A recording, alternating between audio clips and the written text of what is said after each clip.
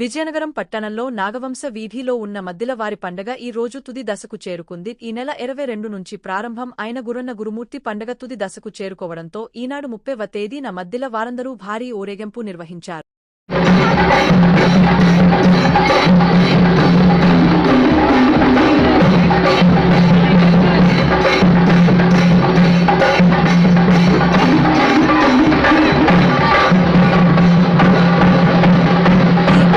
కార్యక్రమం పట్టణంలో నాగవంశపు వీధి నుండి ప్రధాన వీధులు గుండా రైల్వే స్టేషన్ వద్ద ఉన్న పైడితల్లి అమ్మవారు ఆలయంలో ఉన్న దుర్గాదేవి ఆలయం వరకు భారీ సంఖ్యలో మద్దిల వారందరూ తమ తమ కుటుంబాలతో పాల్గొంటారు. అక్కడ ఉన్న దుర్గామాత గుర్రన్న గురుమూర్తిగారు అమ్మను దర్శించుకుని తెరుగు ప్రయాణం కడతారు.